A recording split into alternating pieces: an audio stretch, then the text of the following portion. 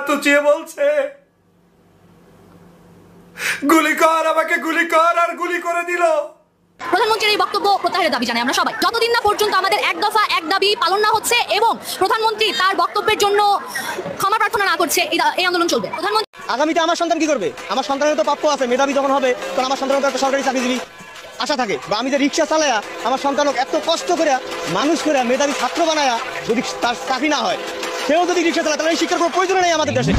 আজকে এই নিরীহ বাচ্চাদেরকে রাজাকারের ট্যাগ দিয়ে দিয়েছে। আমি অভিভাবক হিসাবে ছাত্রদের আন্দোলনকে 100% সমর্থন করি। আমি হলাম সাধারণ জনগণ, আমি স্টুডেন্টদের হয়ে আসছি।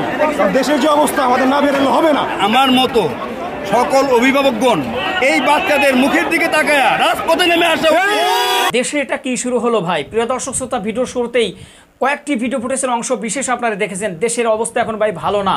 শিক্ষার্থীদের যেন মেরে মেরে হাসপাতালে পাঠানো হচ্ছে এবং অনেকেই নিহত পর্যন্ত হয়েছে। কেন তারা আন্দোলন করেছিল? প্রিয় দর্শক শ্রোতা, এই বিষয়টি নিয়ে আপনাদের কারোরই জানা বাকি নাই। হ্যাঁ, এই বিষয়টি নিয়ে কিন্তু খুবই গুরুত্বপূর্ণ কয়েকটি ভিডিও আজকের এই ভিডিওতে দেখানো হবে এবং আমি বলবো যে আপনারা যারা আজকের এই ভিডিওটা ক্লিক করেছেন বা এই ভিডিওটা যারা দেখছেন, সবাইকে বলবো একটু ধৈর্য সহকারে আজকের এই ভিডিওটি আপনারা উপভোগ করতে থাকুন, অনুভব করতে থাকুন। আমি আর কথা বাড়াবো না, চলুন এক এক করে ভিডিওগুলো দেখে আসি। তো সবাইকে বলবো এই ভিডিওটি পারলে শেয়ার করে দেবেন, আর আমাদের এই চ্যানেলে প্রতিনিয়ত এই ধরনের সকল প্রকার নিত্য নতুন আপডেট খবরগুলো পেতে আমাদের চ্যানেলটি সাবস্ক্রাইব করে দেবেন। চলুন একটা লাইক দিয়ে আমরা মূল নিউজ দেখে আসি। আজকে এই নিরীহ বাচ্চাদেরকে রাজাকারের ট্যাগ দিয়ে দিয়েছে। আমি অভিভাবক হিসাবে ছাত্রদের আন্দোলনকে 100% সমর্থন করি। আমি হলাম সাধারণ জনগণ, আমি স্টুডেন্টদের হয়ে আসছি। দেশের যে অবস্থা, আমাদের না বেরোলে হবে না। আমার মতো সকল অভিভাবকগণ এই বাচ্চাদের মুখের দিকে তাকায়া রাজপথে নেমে আসে। আমি চাই আজকে যেই সরকার এই বাচ্চাদেরকে রাজাকার ট্যাগ দিয়েছে, সেই সরকারের পতন চাই আমরা। সেই সরকার আমরা চাই না। যেই সরকার আজকে এই নিরীহ বাচ্চাদেরকে রাজাকারের ট্যাগ দিয়ে দিয়েছে, আমাদেরকে রাজাকারের ট্যাগ দিয়ে দিয়েছে। আমাদের বাবারা কি মুক্তিযুদ্ধ করেনি? অবশ্যই করেছে, আমরাও মুক্তিযুদ্ধ সন্তান ছিলাম। আমার অনুভূতিটা হচ্ছে, যেটা হচ্ছে ছাত্রদের উপরে, এটা মানে কি বলবো, এর চেয়ে বর্বর, এর চেয়ে অসভ্যতা পৃথিবীতে থাকতে পারে না। সাধারণ ছাত্ররা নামছে তাদের দাবি আদায়ের জন্য, সেখানে আজকে আমাদের অভিভাবক রাষ্ট্রপ্রধানের বক্তব্য শুনলে মানে কি বলবো, এটা সহ্য করা। আপনি একজন অভিভাবক হিসেবে ছাত্রদের আন্দোলনকে 100% সমর্থন করি। আমি হলাম সাধারণ জনগণ, আমি স্টুডেন্টদের হয়ে আসছি। দেশের যে অবস্থা, আমাদের না বেরোলে হবে না। এর জন্য আমি সাধারণ জনগণ হয়ে আসছি। ওরা আমার মাথায় দিক মেরে দেখেন। দেশ হচ্ছে ধ্বংসের পথে ভাই, দেশ ধ্বংসের পথে। আমাদের বেরোতে হবে, সাধারণ জনগণ বেরোতে হবে। আমি আজ সাধারণ জনগণ হয়ে বের হয়েছি। আমাদের ছোট ভাইরা আমাদের এখানে আসছে।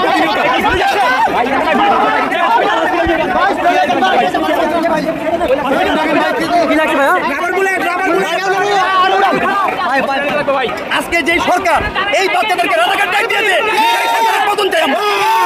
সেই সরকার আমরা চাই না। যেই সরকার আজকে এই নিরীহ বাচ্চাদেরকে রাজাকারের ট্যাগ দিয়ে দিয়েছে, আমাদেরকে রাজাকারের ট্যাগ দিয়ে দিয়েছে। আমাদের বাবারা কি মুক্তিযুদ্ধ করেনি? অবশ্যই করেছে, আমরাও মুক্তিযুদ্ধ সন্তান ছিলাম। আমার প্রশাসন যেভাবে গুলি করতেছে ভাই, ছাত্ররা মনে করেন ভাই, ইসলাম ছাত্ররা সবাই মারা যাবে ভাই। কালকে কত না হতো ভাই, ক্ষতিটা কে দেবে ভাই? আমি এই পর্যন্ত প্রায়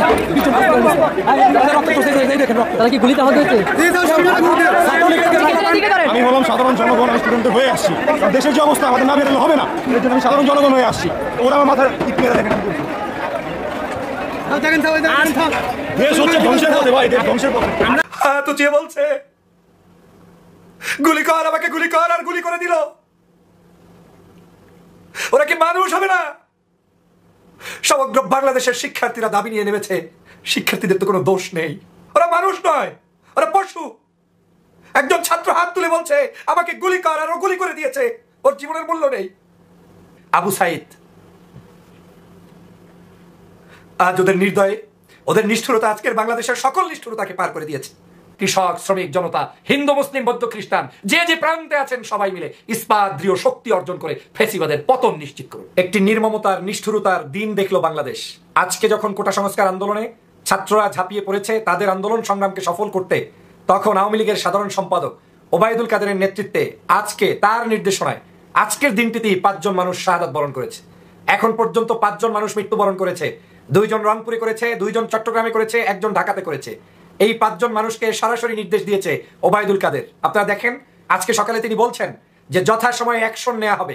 আমি তার এই অ্যাকশন দেখার পরেই ভাবছিলাম যে আমাদের এই কোমলমতি, আমাদের এই বর্তমান আন্দোলনরত শিক্ষার্থী বন্ধুদের উপরে কি জানি হয়ে যায়। আর তাই হয়েছে। ফেসিবাদ শেখ হাসিনার নির্দেশনায় ওবায়দুল কাদেরের তত্ত্বাবধানে আজকের 5টি লাশ পড়তে হয়েছে। কি নির্মম দৃশ্য দেখেছে বাংলাদেশ, কি নিষ্ঠুরতা দেখেছে বাংলাদেশ। একটি ভাই হাত উঁচিয়ে এখানে দাঁড়িয়েছে যে গুলি কর, আমাকে গুলি কর, আমাকে মেরে ফেল। এই হাত উঁচিয়ে উঁচিয়ে তিনি যখন বলছেন আমাকে মেরে ফেল, আমাকে গুলি কর, আর সাথে সাথে পুলিশ তার উপরে গুলি করছে। কি নির্মমতা, কি নিষ্ঠুরতা, কি নির্দয়রা! ওরা মানুষ নয়, ওরা পশু। একজন ছাত্র হাত তুলে বলছে আমাকে গুলি কর, আর ও গুলি করে দিয়েছে। ওর জীবনের মূল্য নেই, ও মানুষ নয়, ও শিক্ষার্থী। এই নিষ্ঠুর বাংলাদেশে আপনি বসবাস করছেন, যেখানে এই শিক্ষার্থী আন্দোলন করছে সেখানেই গুলি করছে। আমি এই শিক্ষার্থীর চেহারার দিকে তাকাতে পারি নাই। হাত উঁচিয়ে বলছে গুলি কর, আমাকে গুলি কর, আর গুলি করে দিল। ওরা কি মানুষ হবে না? সমগ্র বাংলাদেশের শিক্ষার্থীরা দাবি নিয়ে নেমেছে, শিক্ষার্থীদের তো কোনো দোষ নেই। আমার এই চেহারাটা ভাসছে, আপনারা দেখছেন। এই যে শিক্ষার্থী যখন দাঁড়িয়েছে, বুক ফুলিয়ে বুক উঁচিয়ে বাংলার ছাত্র জনতার কাছে দেখিয়ে গিয়েছে জীবনের মূল্য দিতে হয় কিভাবে, শিক্ষার্থীদের জন্য মূল্য দিয়ে গিয়েছেন। আজকের এই রংপুর পুলিশের সঙ্গে সংঘর্ষে রোকেয়া বিশ্ববিদ্যালয়ের অন্যতম সমন্বয়ক ইসলামিক ইংরেজি বিভাগের শিক্ষার্থী আবু সাইদ। আজ ওদের নির্দয়ে, ওদের নিষ্ঠুরতা আজকের বাংলাদেশের সকল নিষ্ঠুরতাকে পার করে দিয়েছে। এতদিন আপনি ভেবেছেন বিরোধী দলকে হত্যা করে, বিভিন্ন মানুষকে হত্যা করে, আর আজ চোখের সামনে দেখছেন আপনার ভাইকে হত্যা করছে, শিক্ষার্থীকে হত্যা করছে। হত্যা করতে যেন ওদের 2টা সেকেন্ড লাগলো না, মানে ঠুস ঠাস করে গুলি করে দিল। ওদের কি ভাই নেই? ওদের কি বোন নেই? ওদের কি মা নেই? ওদের কি বাপ নেই? ওদের কি কেউ নেই? ওদের কি কোনো দয়া নেই, মায়া নেই? ওরা কি আদতে এই দেশের নাগরিক কিনা? এভাবে করে রংপুর, চট্টগ্রাম, ঢাকা আমার ভাইদেরকে হত্যা করা হয়েছে। আমি আল্লাহর দরবারে দোয়া করি, আল্লাহ তুমি আমাদের এই জাহিলি শাসন ব্যবস্থা থেকে মুক্ত করো, বাংলাদেশের সকল মজলুম মানুষকে হেফাজত করো, ছাত্রদেরকে, শিক্ষার্থীদেরকে তাদের অধিকার প্রতিষ্ঠার হিম্মত দান করো, এই ফ্যাসিবাদের কবল থেকে আমাদেরকে মুক্ত করো। প্রতিদিন আমাদের শিক্ষার্থীরা জীবন দিচ্ছে, প্রতিদিন বাংলার অগণিত অজস্র মানুষ তার লাশের রাস্তায় পরিণত হয়েছে, রাষ্ট্রে পরিণত হয়েছে। এখানে এখন জীবনের মূল্য নেই। 1 কেজি চালের মূল্য যা, 1 কেজি আপেলের মূল্য যা, একজন মানুষের মূল্য তা নেই। প্রিয় বন্ধুরা আমার, আজ সারা বাংলাদেশের শিক্ষাঙ্গনগুলোতে অবৈধ এই ফ্যাসিবাদের বিতরণ ঘটেছে। ফ্যাসিবাদ সমস্ত শিক্ষাঙ্গনগুলোতে দুর্নীতি, দুষ্কৃতি, অন্যায়, অবিচার, বেবিচারে মেতে উঠেছে। চাকরিতে বাকরিতে বৈষম্যের সৃষ্টি করছে। 56% কোটা দিয়ে মানুষের উপরে জুলুম করে, অত্যাচার করে আমার শিক্ষার্থীদের জীবনকে কেড়ে নিচ্ছে। আমার শিক্ষার্থীরা শুধু একটা দাবি তুলেছে, এক, যে আমি চাকরি চাই, আমি বৈষম্য মুক্ত বাংলাদেশ চাই, আমি আমার মেধার মূল্যায়ন চাই। যে দেশে মেধার মূল্যায়ন নাই, যে দেশে টোকাইরা রাস্তা থেকে উঠে এসে শিক্ষার্থীদেরকে লাইব্রেরিতে যাওয়ার জন্য উপদেশ দেয়, যে দেশে টোকাইরা শিক্ষার্থীদেরকে জুলুম করে, গুলি করে, বর্ষণ করে, সে দেশে আর কিছুই থাকার নেই। প্রিয় ভাইরা, জাগতে হবে। এই শহীদদের রক্ত বৃথা যেতে দেওয়া যাবে না। সবাই মিলে বাংলাদেশের এই যে 4-5 জন মানুষকে ইতিমধ্যে যে সব জায়গায় হত্যা করেছে, এদের জন্য আল্লাহর দরবারে শাহাদাতের তামান্না শুধু কামনাই নয়, তাদের রক্তের উপর ভিত্তি করে যাতে বাংলাদেশের এই জুলুমবাজের অবসান হয়, সেই দোয়া করতে হবে। সরকারি মদতে এখন সবকিছু হচ্ছে। এই দেশে যা হচ্ছে এখন সরকারি মদতে হচ্ছে। এদেশে যা হচ্ছে সব সরকারি মদতে। প্রধানমন্ত্রী থেকে শুরু করে তিনি বাংলাদেশের সবাইকে রাজাকার বানিয়ে দিলেন। আইনমন্ত্রী, শিক্ষামন্ত্রী ডাইরেক্ট বলে দিচ্ছেন পাকিস্তানের দোসর, বাংলাদেশে নাকি আপনাদের থাকারই অধিকার নাই। অথচ এই প্রজন্মের জন্ম নেওয়া ছাত্র ছাত্রী, তাদেরকে কি করে আপনি বলতে পারেন এদেশ থেকে তাড়িয়ে দিতে পারেন? বাংলাদেশের মানুষের মুক্তির লক্ষ্যে ছাত্ররা বড় হবে, তারা দেশ গঠন করবে, ভবিষ্যৎ প্রজন্ম। আপনি থাকবেন কয়দিন? আমি শেখ হাসিনাকেই প্রশ্ন করছি, জীবনে কতদিনই বা থাকবেন? এই দেশটাকে আপনি জাহান্নাম বানিয়ে যাবেন না। এই দেশটাকে তো বানিয়ে ফেলেছেন। যদি লজ্জা থাকে, শরম থাকে, তাহলে আপনার নিজ দায়িত্বে পদত্যাগ করা উচিত। একটা মানুষের জীবনের মূল্যের বিনিময়ে একটা মানুষ তো ক্ষমতায় থাকতে কোনোদিন চায় না যদি সে মানুষ হয়। কেন আমি মানুষের রক্তের উপরে ভিত্তি করে রাষ্ট্র ক্ষমতায় থাকবো? কি এমন পড়েছে আপনার এই জায়গায় যে ষড়যন্ত্র করে শিক্ষার্থীদের জীবনকে কেড়ে নিতে হবে? আর এমন একটা দেশ বাংলাদেশ, যেখানে লিফলেট বিলি করতে গেলে মানুষ মরতে হয়, যেখানে যে কোনো আন্দোলন করতে গেলে সেখানে মানুষ মরতে হয়। মানে মানুষ যেন এসেছে শুধু মরার জন্যই, ওদের যেন জীবনের কোনো মূল্য নেই। প্রিয় সহযোদ্ধা ভাইরা, বাংলাদেশের যে যে প্রান্তে আছেন, কওমি, আলিয়া, হাফিজি, আপনার বাংলাদেশের যত শিক্ষা প্রতিষ্ঠান আছেন, স্কুল, কলেজ, মাদ্রাসা, ইউনিভার্সিটি যা আছে, সব জায়গা থেকে আপনাদেরকে, আমাদেরকে ঝাঁপিয়ে পড়তে হবে। এই শহীদের রক্ত না হয় আপনাদেরকে বরদোয়া দিতে দিতে আপনাদের জীবন ধ্বংস করে দিবে। অতএব এই শহীদের রক্তের উপরে দাঁড়িয়ে বাংলাদেশ যেন স্বাধীন হয়, বাংলাদেশের মানুষ যেন মুক্তির ছনদে নতুন করে জীবন ফিরে পায়, সেই প্রত্যাশায় আপনাদেরকে নামতে হবে। অতএব যে যে প্রান্তে আছেন, বাংলাদেশের সর্ববৃহৎ দল বাংলাদেশ জাতীয়তাবাদী দল, জামায়াতে ইসলামী বাংলাদেশ, ইসলামী আন্দোলন বাংলাদেশ, হেফাজতে ইসলাম, কওমি, আলিয়া, যে যেখানে আছেন না কেন, সবাই মিলে গণ অধিকার পরিষদ, ভিপি নুরুল হক নূর, অনলাইন অ্যাক্টিভিস্ট, অফলাইন অ্যাক্টিভিস্ট, মাঠের যোদ্ধা, শিল্পী, সাহিত্যিক, কবি, সাংবাদিক, কৃষক, শ্রমিক জনতা, হিন্দু, মুসলিম, বৌদ্ধ, খ্রিস্টান, যে যে প্রান্তে আছেন সবাই মিলে ইস্পাত দৃঢ় শক্তি অর্জন করে।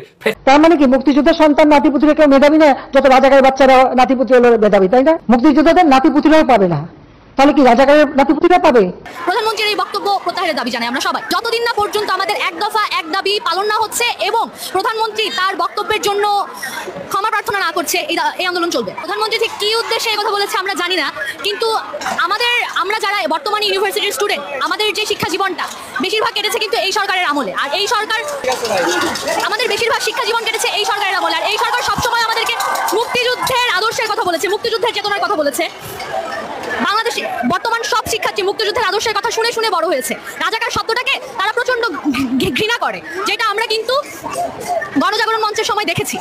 সেখানে মুক্তিযোদ্ধাদের সন্তানেরা কোটা পাবে না, নাকি রাজাকারের নাতিপুতিরা কোটা পাবে, এটা সব শিক্ষার্থীদেরকে উস্কানি দিয়েছে। আসলে এই কথাটা বলা প্রধানমন্ত্রীর মোটেও ঠিক হয়নি, কারণ বাংলাদেশে শুধু মুক্তিযোদ্ধার সন্তানরা নাই, আর মুক্তিযোদ্ধারা শুধুমাত্র তাদের নিজেদের জন্য যুদ্ধ করেনি, তারা যুদ্ধ করেছিল বাংলাদেশের সব মানুষ যেন সমানভাবে শান্তিতে বাঁচতে পারে। এজন্য দেশের সব মানুষের জন্য, সাধারণ মানুষের জন্য তারা যুদ্ধ করেছিল। আমরা কিন্তু এই বাংলাদেশ তারা আশা করেনি যে কেউ অধিকার পাবে, কেউ পাবে না।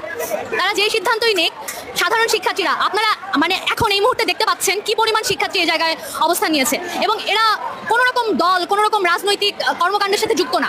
তাদেরকে কেউ উস্কানি দেয়নি, তারা নিজেরা এসেছে। যারা কখনো দেশের রাজনৈতিক অবস্থা সম্পর্কে চিন্তা ভাবনাও করেনি, তারাও ঘর থেকে বের হয়ে এসেছে। যেভাবে ছিল, যে অবস্থায় ছিল, তারাই কথা শুনে বের হয়ে এসেছে। এখানে যে পক্ষ যেমনই করুক, সাধারণ মানুষের শক্তির সাথে কেউ টিকে উঠতে পারবে না। প্রধানমন্ত্রীর এই বক্তব্য প্রত্যাহারের দাবি জানাই আমরা সবাই। যতদিন না পর্যন্ত আমাদের এক দফা এক দাবি পালন না হচ্ছে এবং প্রধানমন্ত্রী তার বক্তব্যের জন্য ক্ষমা প্রার্থনা না করছে, এই আন্দোলন চলবে। এখন যে যেটাই বলুক, আমাদের দাবি যেখান থেকেই পূরণ হওয়ার, দাবিটা পূরণ হইতে হবে এবং তারপরই আমরা থামবো।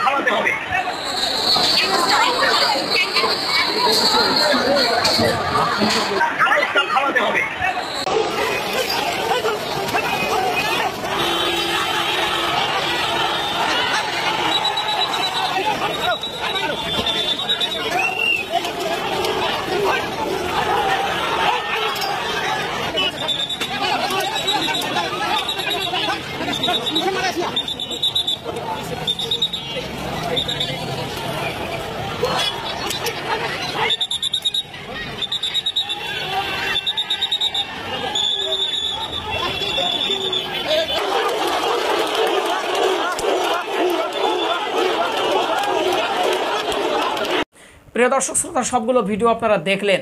ভিডিও দেখেই হয়তো বুঝতে পেরেছেন বর্তমান বাংলাদেশের পরিস্থিতি কি। কোটা বিরোধী আন্দোলন নিয়ে মাঠে নেমেছিল ছাত্রীরা বা শিক্ষার্থীরা। আর এরই পর কিন্তু নানান ধরনের কিছু উঠে আসে। প্রধানমন্ত্রী শেখ হাসিনার একটি বক্তব্যকে কেন্দ্র করে কিন্তু নতুন করে আবারও শুরু হয় তুমুল আকারে মানে অবস্থা ভয়াবহর দিকে যায়। যেমন প্রধানমন্ত্রী শেখ হাসিনা বলেছিল যে মুক্তিযোদ্ধার নাতিপুতিদের ভাতা মানে কি কোঠা দেব না, তাহলে কি কোঠা পাবে রাজাকারের নাতিপুতিরা? এরকম একটা বক্তব্যকে কেন্দ্র করে কিন্তু নতুন করে যেন আবার একটা এলাহি কাণ্ড সৃষ্টি হয়ে যায় গোটা বাংলাদেশে। আর তারপর থেকে কিন্তু আজকে এমন একটা ঘটনা ঘটেছে, ছাত্রলীগের সাথে কিন্তু শিক্ষার্থীদের সংঘর্ষ হয়েছে, সেখানে অনেক মারাও গিয়েছে, আবার শত শত শিক্ষার্থী কিন্তু হাসপাতালে ভর্তি আছে। আর এ নিয়ে অনেকেও শিক্ষার্থীদের পক্ষে নায়ক নায়িকারা পর্যন্ত কিন্তু কথা বলছে। প্রিয় দর্শক, আপনার কি মতামত সেটা অবশ্যই কমেন্ট বক্সে জানাবেন। আর ভিডিওটি দেখলেন, ভিডিওর মধ্যে যে ভিডিওগুলো আপনাদের সাথে দেখানোর চেষ্টা করলাম, ভিডিওগুলো দেখার পরে আপনাদের কি মতামত সেটাও অবশ্যই ভিডিওর কমেন্ট বক্সে জানাবেন। ভিডিওটি শেষ করবো। ভিডিওটি শেষ করার আগে আবারও বলবো, যারা এখন পর্যন্ত আমাদের চ্যানেলটি সাবস্ক্রাইব করেনি, প্রতিনিয়ত এই ধরনের সকল প্রকার নিত্য নতুন আপডেট নিউজগুলো পেতে আমাদের চ্যানেলটি সাবস্ক্রাইব করে আমাদের সাথে থাকবেন। যারা ইতিমধ্যে আমাদের চ্যানেলটি সাবস্ক্রাইব করে দিয়েছেন, তো তাদেরকে অসংখ্য ধন্যবাদ জানিয়ে ভিডিওটি এখানে শেষ করছি। আবারও দেখা হবে, কথা হবে নতুন কোনো টপিক, নতুন কোনো ভিডিও নিয়ে। সে পর্যন্ত সবাই ভালো থাকবেন, সুস্থ থাকবেন। আল্লাহ হাফেজ।